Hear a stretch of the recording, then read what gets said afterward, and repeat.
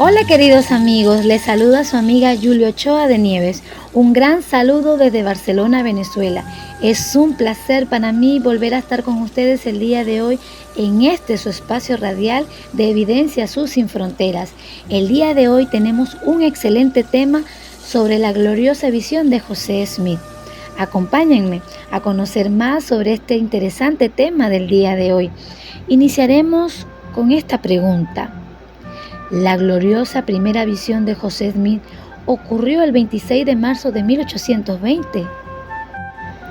El siguiente artículo intenta responder a la fascinante pregunta que por más de 200 años investigadores, historiadores y gente común de la Iglesia de Jesucristo de los Santos de los Últimos Días nos hemos hecho. ¿En qué fecha José Smith vio al Padre y al Hijo en la arboleda sagrada? Oh, qué hermosa era la mañana del domingo 26 de marzo de 1820. Artículo de John C. Lefgren. Dos investigadores que trabajan de forma independiente han encontrado pruebas que apuntan a una fecha para la primera visión. Los informes meteorológicos detallados, juntos con los ciclos de producción de azúcar de arce, apuntan a esta posibilidad convincente. Nota del editor John Pratt, quien da la fecha del 26 de marzo de 1820 como fecha de la primera visión, basándose en la evidencia del calendario de Enoch. No sabía que estos resultados se debían al clima de marzo de 1820, ni que la producción de azúcar de arce pudiera ser un factor para determinar la fecha. De hecho, el artículo de Pratt ya había sido reimpreso como parte de su nuevo libro Divine Calendars, antes de que recibiera alguna palabra de esta evidencia corroborativa. ¿Cuál fue la fecha de la primera visión? ¿Cuál es la fecha más importante en la historia de la Iglesia? Ha habido días en los que han venido visitantes muy importantes. Juan el Bautista, así como Pedro, Santiago y Juan, vinieron para restaurar el sacerdocio. El Salvador, Moisés, Elías y Elías el profeta vinieron el mismo domingo de Pascua de 1836 para restaurar importantes llaves del sacerdocio, y se ha demostrado que ese día tiene un importante significado en el calendario. Pero hubo un día en que el Padre Celestial mismo se apareció al hombre en los últimos días. ¿Ha habido un día más importante en la historia de la Iglesia Sud que el día de la primera visión? En la Conferencia General de octubre de 1998, el presidente Gordon B. Hinckley declaró: toda nuestra posición como miembros de la Iglesia de Jesucristo de los Santos de los Últimos Días se basa en la validez de esta gloriosa primera visión. Fue el momento en que se abrió el telón para dar inicio a esta dispensación del cumplimiento de los tiempos. Nada en lo que basamos nuestra doctrina, nada de lo que enseñamos, nada de lo que vivimos es de mayor importancia que esta declaración inicial. Sostengo que si José Smith habló con Dios, el Padre y su Hijo amado, entonces todo lo demás de lo que habló es verdad. Esta es la bisagra sobre la que gira la puerta que conduce al camino de la salvación y la vida eterna. La primera visión es fundamental para nuestra religión. Pero ¿cuál fue la fecha en que ocurrió? Todo lo que sabemos sobre la fecha es que fue en la mañana de un hermoso y claro día a principios de la primavera de 1820. José Smith Historia, versículo 14, se ha asumido que esta breve descripción solo se pudo utilizar para limitar la fecha a un periodo comprendido entre finales de marzo y principios de abril, siendo un domingo el día más probable en el que un muchacho de granja podría haber ido al bosque a orar.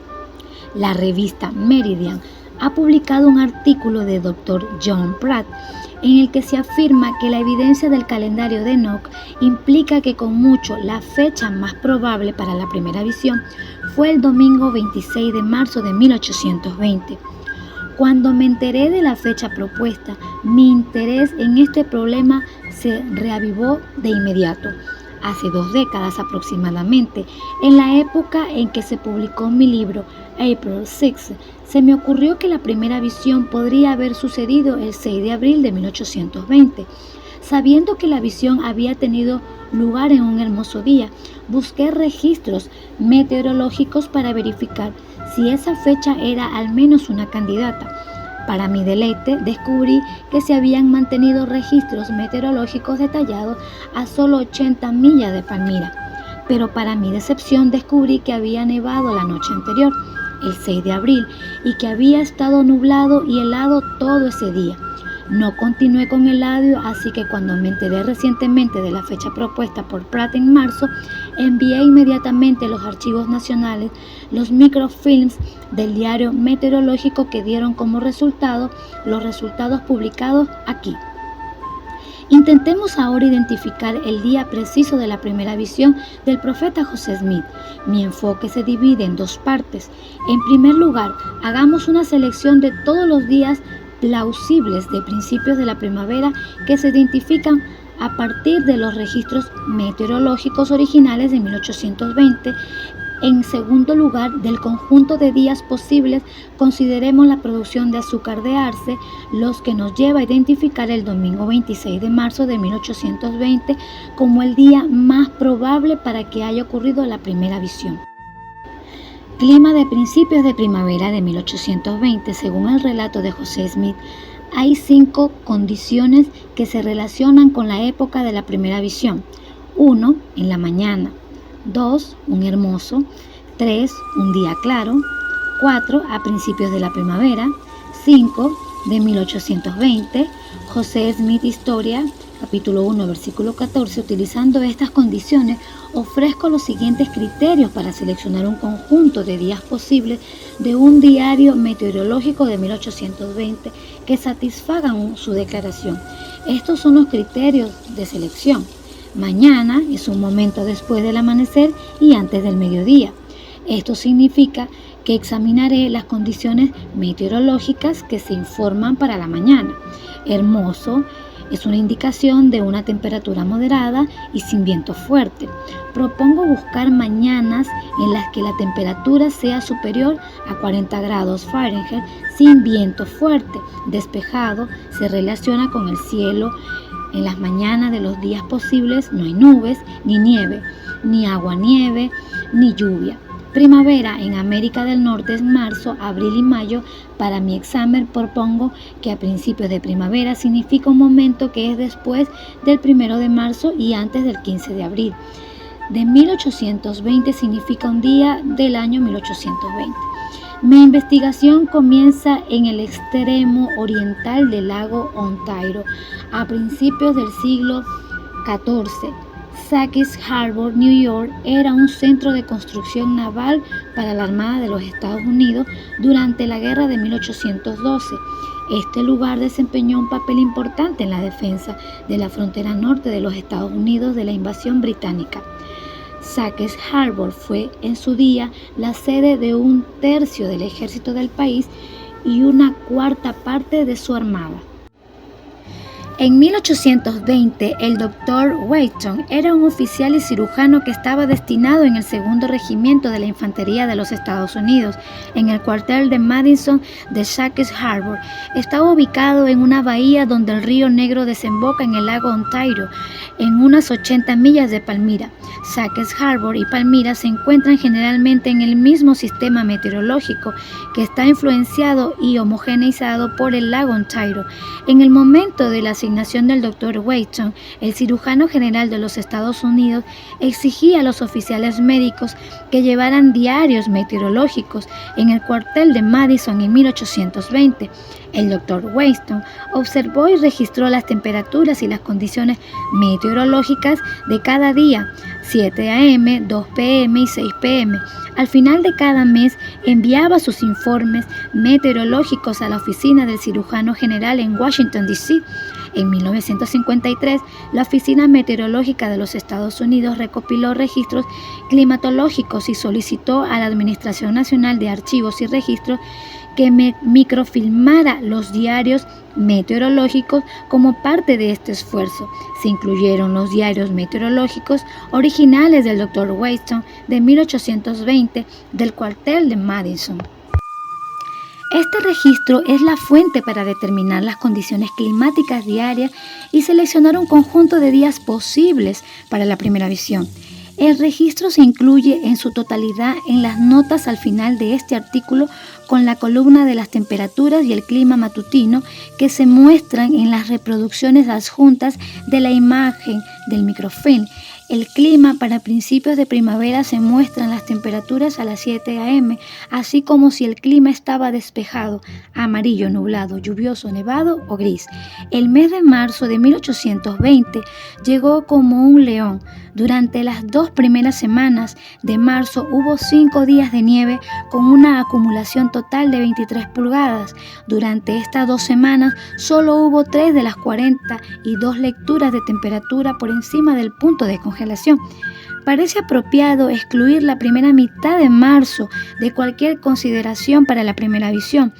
Hubo un aumento en la temperatura promedio durante la tercera semana de marzo, con lecturas diarias por encima del punto de congelación. Sin embargo, el clima estuvo mayormente nublado y en ningún momento de la madrugada la temperatura estuvo por encima del punto de congelación. A partir del 22 de marzo, el clima se detiene con temperaturas en aumento. El viernes 24 de marzo, el clima está despejado y la temperatura matinal es superior a los 40 grados. Este día es el primer día en el conjunto de días posibles para la primera visión. El sábado 25 de marzo también está despejado y cálido y es el segundo día en el conjunto de días posibles. La mañana del domingo 26 de marzo está despejada con una temperatura de 56 grados, la más alta de cualquier día a principios de la primavera. Este día es el último de 3 días despejados consecutivos y está incluido en el conjunto de días posibles. La temperatura a las 2 p.m. del 25 y 26 de marzo fue de 64 grados, por lo que ambos fueron días hermosos que podrían destacarse en la memoria del joven José por haber sido inusualmente agradables. El lunes 27 de marzo, por la mañana, el clima se nubla y la temperatura comienza a bajar. Durante los últimos 4 días de marzo, las lecturas de temperatura promedio disminuyen y durante la primera semana de abril hay nieve, aguanieve y lluvia. El jueves 13 de abril el hielo se rompe en el lago Ontario y el sábado 15 de abril el clima está despejado con las lecturas matinales de más de 40 grados. Este día es demasiado tarde en la primavera para incluirlo en el conjunto de días posibles.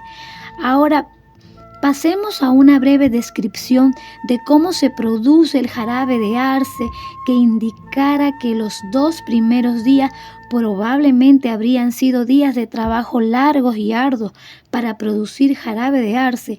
Además, ese mismo ciclo indica que no habría habido más savia para recolectar ni procesar el domingo 26 de marzo, lo que deja como el único candidato ideal para haber sido la fecha de la primera visión. Producción de azúcar de arce. La familia Smith producía azúcar de arce, que era una fuente importante de alimentos y un producto que se intercambiaba por otros alimentos y servicios. El azúcar de arce era prácticamente la única fuente de azúcar en esa época. El azúcar de caña era escaso y caro. A finales del siglo XIX el azúcar de caña se volvió mucho más barato y reemplazó el azúcar de arce para la mayoría de los usos. Lucy Mack Smith escribió sobre sus años en Palmira. En la primavera, después de mudarnos a la granja, comenzamos a producir azúcar de arce, del cual producíamos un promedio de 1,000 libras por año. Eso es mucha azúcar y todo se producía durante unas pocas semanas de primavera. No era un pasatiempo ni una actividad casual para ellos, era una fuente importante de sustento que les obligaba a trabajar a tiempo completo durante breves periodos totalmente regidos por el clima. Repasemos la producción de azúcar de arce para entender por qué 2 de los 3 días posibles para la producción de azúcar de arce. La cosecha de azúcar de arce depende en gran medida de la temperatura. El azúcar de arce proviene únicamente del noreste de América del Norte y forma parte de nuestra historia temprana. Los colonos ingleses aprendieron a producir jarabe de arce y azúcar de los nativos americanos. La cosecha de azúcar de arce se produce a principios de la primavera. Durante cientos de años, los agricultores de Nueva Inglaterra han extraído la savia de millones de árboles y han observado que el flujo de savia del arce está regido por un ciclo de temperaturas de congelación y descongelación. En los últimos años, los científicos han desarrollado una teoría para explicar un mecanismo por el que se fluye la savia. Su investigación incluye la medición de presiones negativas y positivas en la albura del árbol. Cuando la temperatura está por debajo del punto de congelación, las células tienen una presión negativa en relación con la atmósfera. La presión negativa hace que el agua del suelo se desplace hacia las raíces. El agua entrante se convierte en savia a medida que las enzimas de las raíces se convierten el almidón en azúcar. Cuando la temperatura sube por encima del punto de congelación, las células desarrollan una presión positiva que hace que la savia suba por el árbol. Durante este ciclo, la presión en la albura fluctúa entre un mínimo de 20 libras y un máximo de 45 libras por pulgada cuadrada. Por lo tanto, la presión negativa lleva agua al sistema radicular y la presión positiva empuja la savia hacia arriba del árbol. Es un esfuerzo por comprender el efecto de bombeo de las presiones negativas y positivas de un árbol de arce. Los científicos miden la tasa de la disolución del dióxido de carbono cuando las temperaturas están por debajo del punto de congelación. El dióxido de carbono tiene una alta disolución y causa presión negativa. Cuando las temperaturas están por encima del punto de congelación, la tasa de disolución cae, liberando gas en la savia, lo que produce presión positiva. A veces la liberación de dióxido de carbono es tan rápida que la savia se convierte en un tónico de primavera carbonatado. Es dióxido de carbono presurizado que se utiliza para carbonatar refrescos. Este ciclo de temperaturas de congelación y descongelación es necesario para que la savia continúe su flujo. Si las temperaturas se mantienen por encima del punto de congelación durante más de 30 horas, las presiones positivas caen a medida que la albura literalmente se queda sin gas. Cuando esto sucede, los agricultores están felices de tomar un descanso. En 1820, los fabricantes de azúcar recogían la savia del arce en cubos de madera. La hervían en una serie de ollas de hierro que colgaban sobre un fuego abierto en un extremo donde el fuego era más intenso. Se evaporaba el agua a medida que la savia se espesaba y se convertía en jarabe. La vertían con un cucharón en la segunda olla, donde el fuego era más bajo, y añadían savia fresca a la primera. De esta manera extraían el agua sin quemar el azúcar. En la última olla revolvían el azúcar líquido hasta que se cristalizaba y luego lo vertían en moldes de madera para formar bloques. Los primeros colonos consideraban que el azúcar de arce era una maravilla del Nuevo Mundo para producir 1000 libras de azúcar de arce, como registró Lucy Smith en 1820. La familia Smith extrajo más de 500 árboles, recolectó 6.000 libras de savia, hirvió el agua quemando 10.000 libras de madera. Se desprende que la producción de azúcar de la familia habría comenzado en serio el sábado 18 de marzo y habría continuado hasta el 25 de marzo. Como la savia puede agriarse como la leche, la familia tiene que producir azúcar mientras la savia corre. Todos los miembros de la familia Smith habrían estado completamente involucrados en la producción de azúcar. Incluso si la savia corría solo unas horas, el fuego hirviendo podría arder hasta 20 horas. Cada miembro de la familia comprendió que la cosecha primaveral de azúcar de arce era una fuente vital de alimentos y que ninguna otra actividad era tan importante.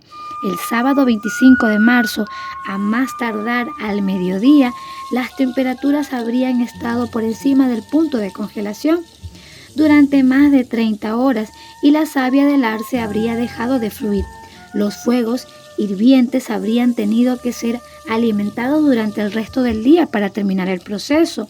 El sábado por la noche todos habrían estado exhaustos, por lo tanto el domingo habría sido un día de descanso, incluso si no hubiera sido el día de reposo semanal. En preparación para el borrador final de este artículo y para verificar de manera independiente ese escenario, el 5 de octubre de 2002 viajé al memorial del lugar del nacimiento de José Smith en Vermont. Ese día arreglé una reunión con John Shirley Pensit, así como un Bruce Johnson. Estas personas provienen de familias que han estado involucradas en la producción de azúcar de arce durante 7 generaciones.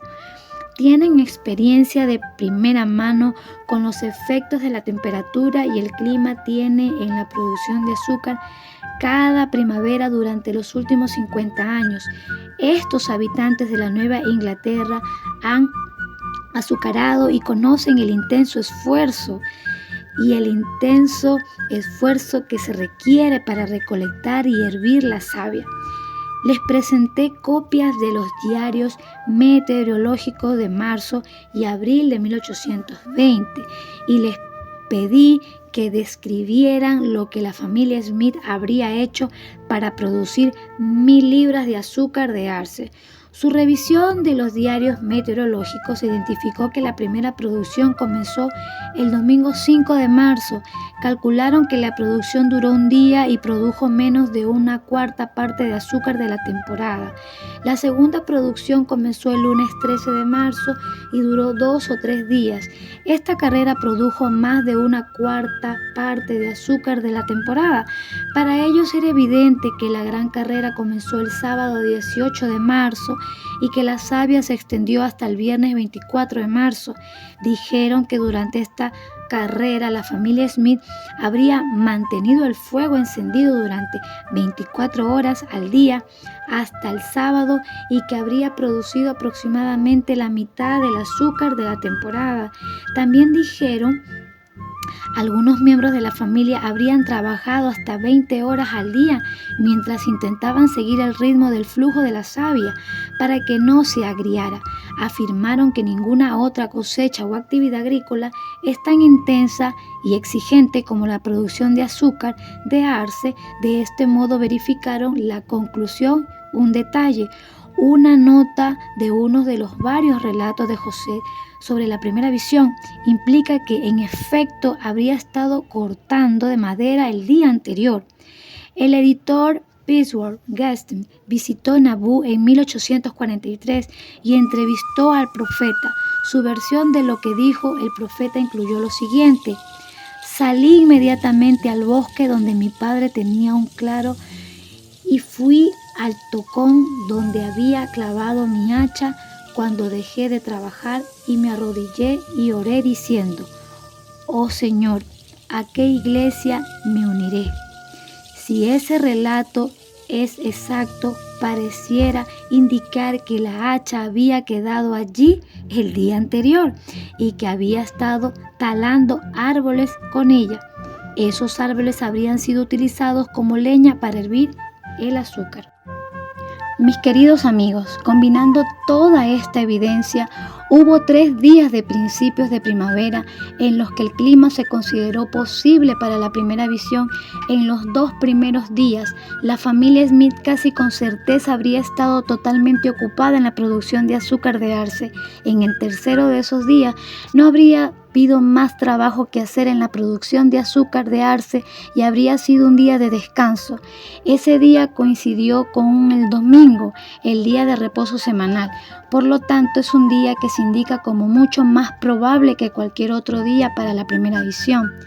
Debe haber sido en la mañana del domingo 26 de marzo de 1820 cuando José Smith se acercó a Dios y la gloriosa respuesta cambió el curso de la historia.